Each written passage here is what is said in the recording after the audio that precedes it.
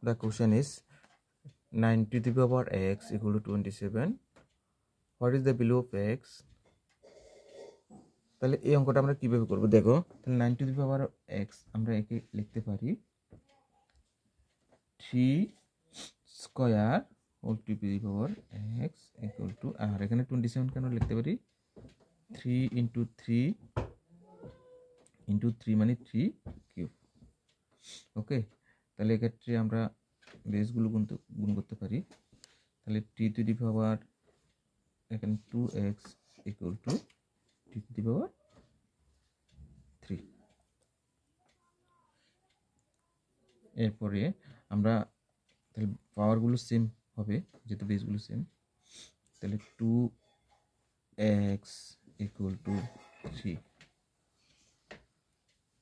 তাহলে x equal two 3/2। তাহলে এখানে x এর ভ্যালু কত হলো 3/2। This is the answer.